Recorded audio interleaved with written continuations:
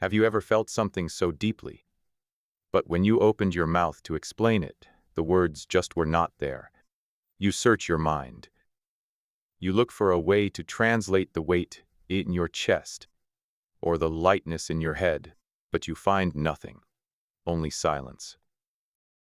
English is a massive language. It has over 1 million words. It has words for science, for business, for history, and for art. But sometimes, even with 1 million words, it is just not enough. Sometimes, the English language is like a giant map with empty spaces. Welcome to the Quiet Philosopher. I am so glad you have found your way here, into our quiet library. If you are learning English, perhaps at an intermediate level, you are in exactly the right place. I know that learning a new language can be stressful.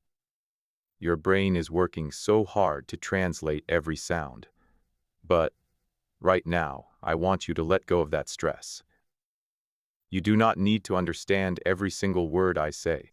Just let the sound of my voice guide you. If you hear a difficult word, do not worry. I will explain it to you simply and gently. So, make yourself comfortable. Pour a warm cup of tea or coffee. Sit back in your chair. Take a slow, deep breath in and let it out. Today, we are going to explore the empty spaces on the English map. We are going to look at feelings, situations, and experiences that are deeply human, but that simply cannot be translated into one single English word. We will borrow the wisdom of other cultures to help us explain the unexplainable. Let us begin our journey. Our first word comes from the Japanese language. The word is komorebi. Komorebi. It is a noun. It translates beautifully too. The sunlight that filters through the leaves of trees. Imagine you are walking through an old, quiet forest, or perhaps a peaceful park on a university campus. The trees above you are tall and their branches are thick, but the leaves are moving gently in the wind, and as those leaves move, small beams of sunlight cut through the shadows. The light dances on the ground.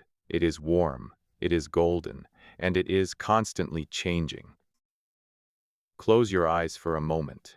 Have you ever experienced this? Have you ever stopped walking just to watch the light play on the grass? There is no single English word for this exact, specific beauty. Komorebi reminds us that beauty is often fleeting. Fleeting means it only lasts for a very short time. It is here, and then it is gone.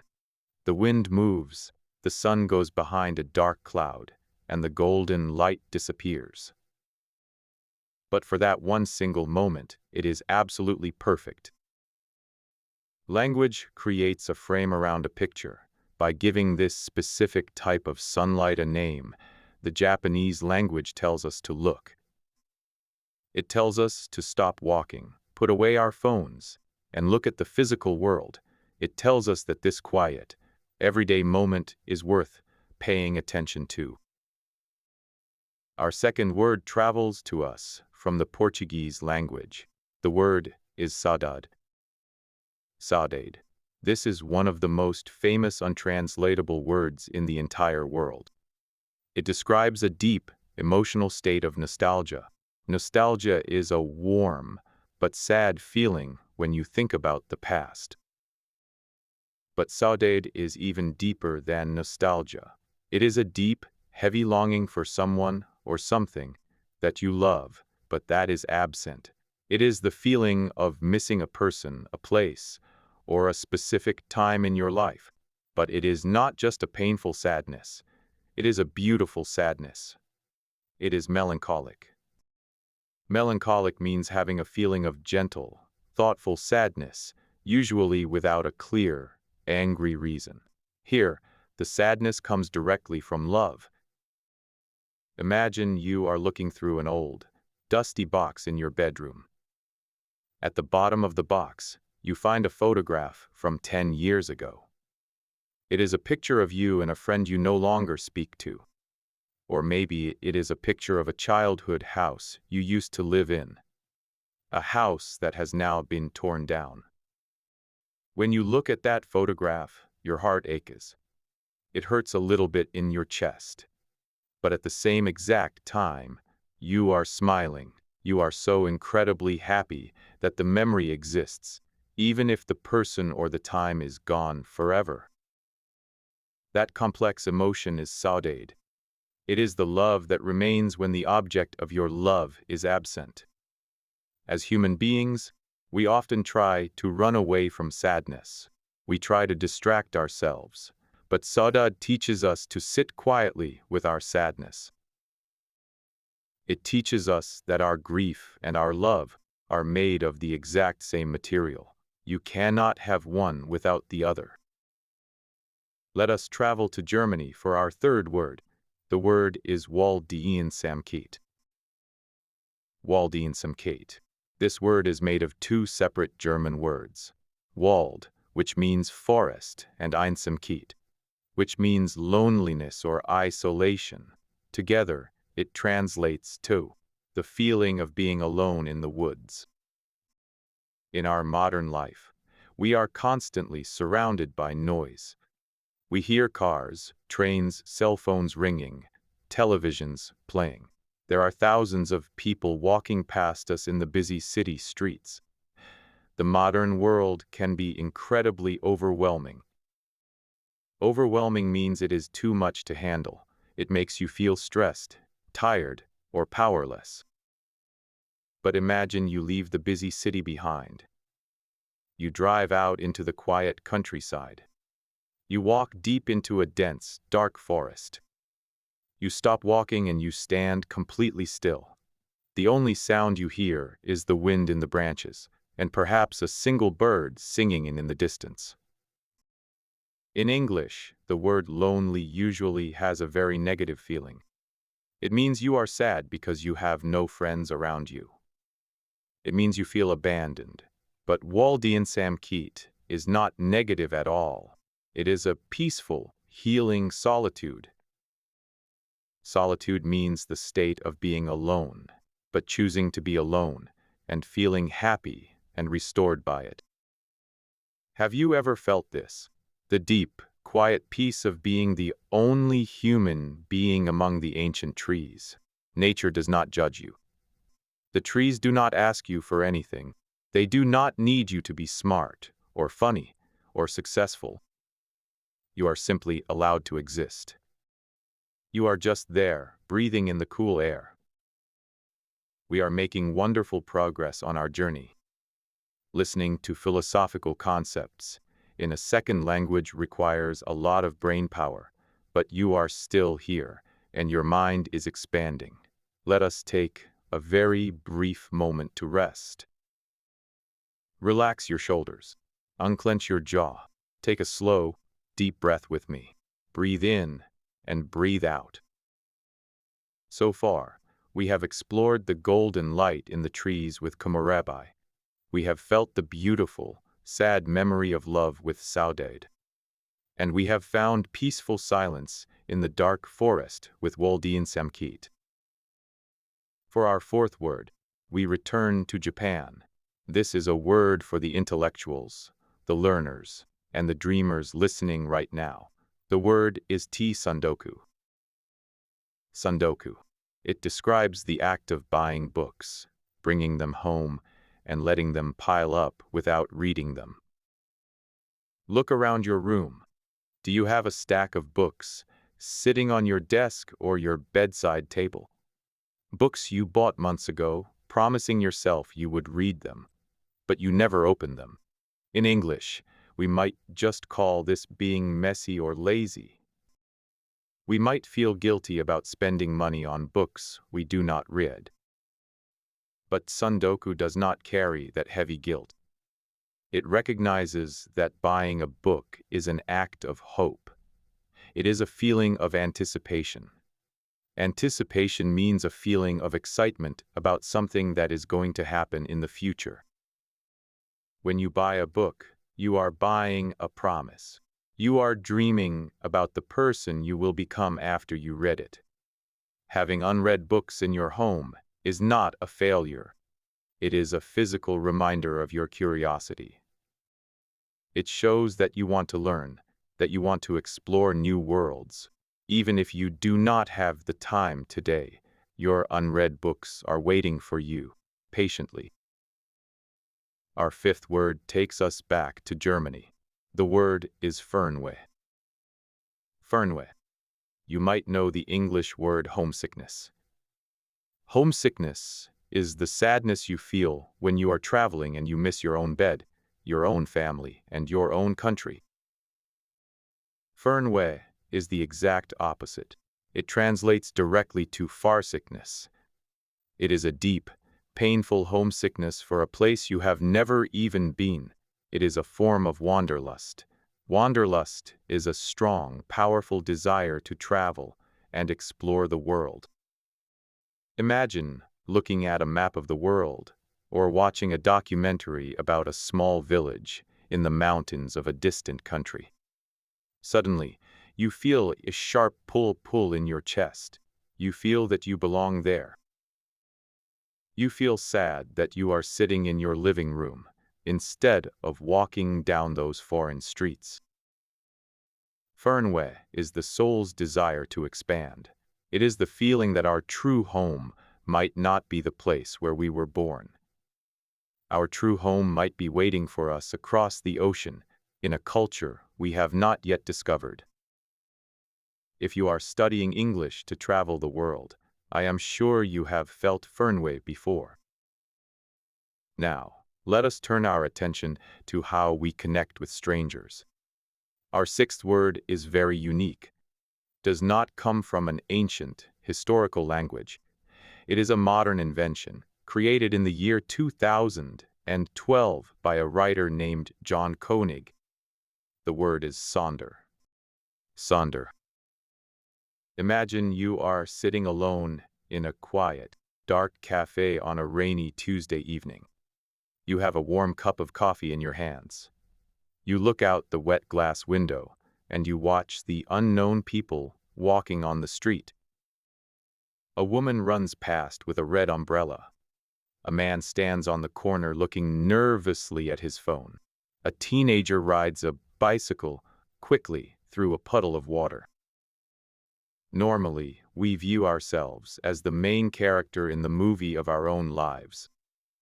We think our problems are the biggest problems.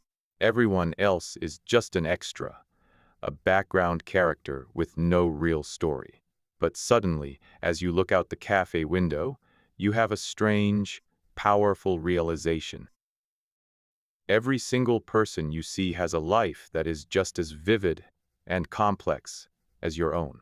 Vivid means very bright, clear, and full of intense detail. Complex means having many different, complicated parts.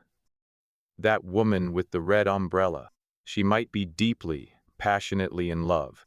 That man looking nervously at his phone, he might be waiting for news from a hospital about his sick mother. That teenager on the bicycle, he has his own massive dreams, his own dark secrets, his own terrible fears. That sudden, heavy realization is sonder. It is a very profound thought. Profound means very deep, showing great knowledge or intense understanding. When you experience sonder, you realize that you are just a tiny, small star in a massive galaxy of other human lives. It can make you feel small, but it also makes you feel much less alone. We are all living these huge, messy, beautiful lives right next to each other. This beautiful feeling of human connection brings us to our seventh and final philosophy today. We travel to southern Africa, to the Nguni Bantu languages. Our final word is Ubuntu. Ubuntu. This is not just a vocabulary word. It is an entire philosophy of life. It is often translated into English as "I am because we are," or humanity towards others. In many Western cultures, there is a very strong focus on the individual person. I succeed because I work hard. I buy my own things. I live in my own house, separate from my neighbors. But Ubuntu tells us a completely different story about what it means to be alive. Ubuntu says that a human being is only a human being through other human beings. We cannot exist in an empty vacuum. We cannot isolate ourselves completely. Isolate means to separate yourself from everyone else, to be totally alone. Imagine a single candle in a dark, cold room. One candle brings a little bit of light and warmth. But if that candle touches the wick of another unlit candle, it shares its fire. Now there is twice as much light in the room. The first candle did not lose any of its own fire. It only created more brightness for everyone. That is the true spirit of Ubuntu. It is the deep interconnectedness of the human race. Interconnectedness is a very long word, but a simple idea. It simply means that everything and everyone is connected to each other. Your happiness is tied directly to my happiness. If you are hurting, a part of our shared humanity is hurting. When we truly understand Ubuntu, we realize that kindness is not just a nice, polite thing to do. Kindness is absolutely required for our survival. We survive because we help each other. I am because we are. We have traveled so far today. We have walked through Japanese forests, through Portuguese memories, through German solitude, and through African shared humanity. Before we finish our time together, I want to briefly review some of the beautiful, advanced English vocabulary we use today. Repetition is the secret key to learning a language. Listen closely to these words and try to remember their feeling. Flitting. Lasting for a very short time. Melancholic. Feeling a gentle, thoughtful, and romantic sadness. Solitude. The state of being alone, especially when you find it peaceful and healing. Anticipation. A feeling of excitement about something that is going to happen in the future. Wanderlust. A strong, deep desire to travel and explore the world. Vivid. Producing powerful feelings or strong, clear images in the mind. Profound. Very great or intense, showing deep meaning and understanding. Interconnectedness. The state of being joined and connected with each other. And finally, resonate.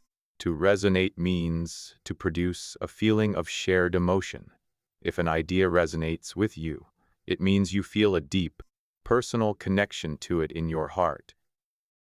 Which brings us to the end of our quiet time together today. Now, I have a small piece of homework for you.